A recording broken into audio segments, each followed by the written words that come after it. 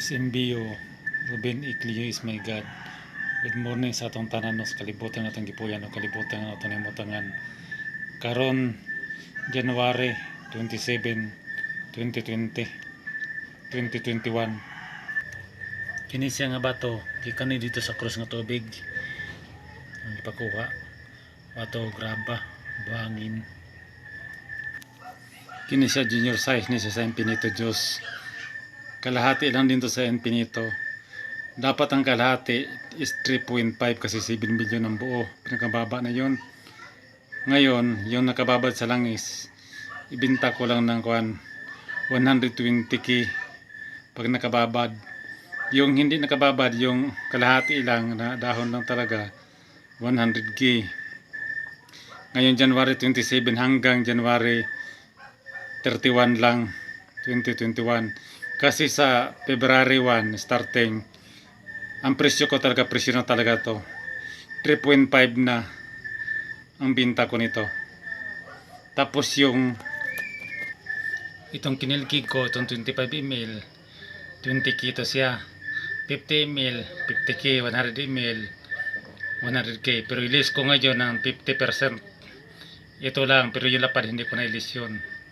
Bali yung 100k magiging 50k, tapos yung 50k magiging 25k, tapos tong 25 ml na 25k nagiging 12.5k lang to hanggang January 31 lang ngayong bulan na to. Kasi sa February yun na talagang presyo ko, hindi na ako mag-discount. Pero ito masingsing ko, wala. Ito hindi nyo ito basta-basta ito mabili. Depende na to sa iyong natutunan. Ito mga pinagawa ko na masingsing. Pero may halaga rin to. Pero sa ngayon hindi ako maglagay ng presyo nito. Depende na to siya sa tao na karapat-dapat na makasuot sa singsing na to. Ito mga ko.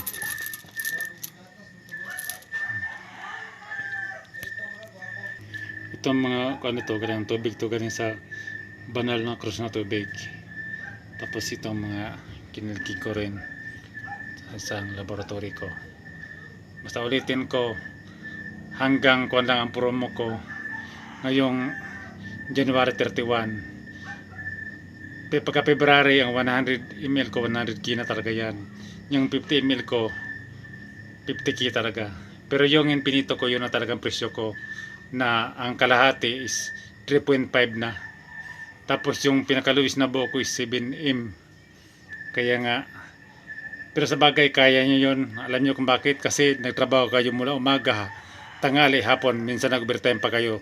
Yung pira nyo sobra-sobra. Pero pag nag-aral sana kayo, nag-studio kayo, hindi kayo mahirapan ito. Alam nyo kung bakit? Kasi yung buhay natin hindi mabili yan. Pero buti na lang bisan Jimmy Limpot na nag-aral.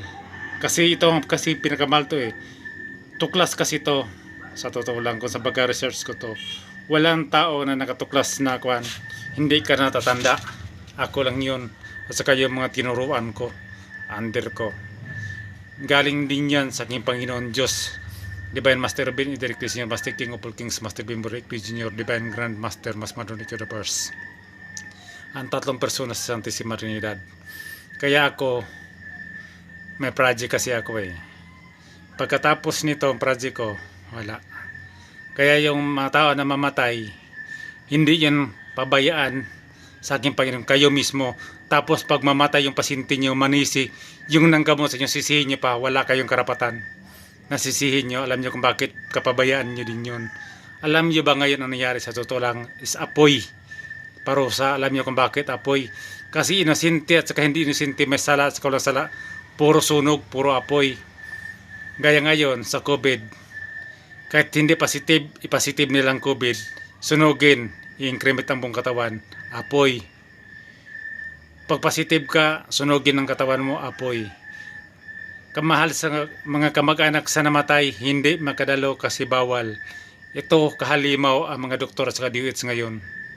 Pero sa bagay, history talaga. Ito mga pari naman at saka mga pastor, walang ginawa, pasikat lang, puro pagpanloko sa mga kapwa-tao.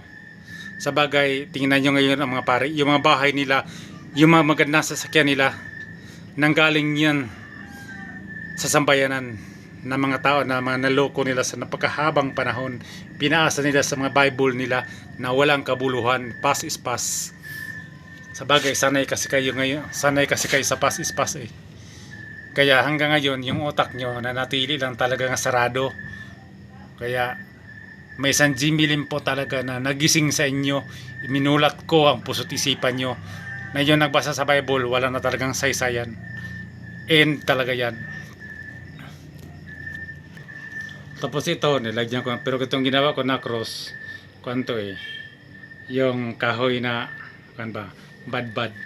Tapos ito, nilagyan ko rin to ng haring bakal, yan sa bote, yun, ang makikita nyo. Pero yung cross ko is tagusan to. Oh. Natuto ako gumawa ng cross, 17 years old pa lang ako nung time na yun. Samantalang ngayon 45 na, sa madaling salita, sanay ako magawa kasi ito ang natutunan, nagisnan ko na dito sa baga, sa madaling salita, hindi ko to inasahan, pero ito ang kinunan ko sa lahat ng mga gamit ko. Ito rin ang infinito na niyog na kan ba, hindi talaga siya nalaglag na to kasi kinuha talaga namin sinadya. Pag makaangkin ang tanito, maswerte rin kasi ito sa proteksyon o depensa sa lahat ng klaseng kalamidad sa buong sanlibutan. O paano, ulitin ko. Ang kuan ko ngayon, kuan lang hanggang January 31 lang. Pagka February, price ko na talaga. So, ingat na lang. Yung maniwala, yung makaabil, maswerte kayo. Pero yung hindi, yung mga nagbas lang, wala na rin ako. Ulitin ko, ang buhay nyo, mahalin nyo. Pag mamatay ang isa sa kamag-anak nyo, hindi kayo umiyak.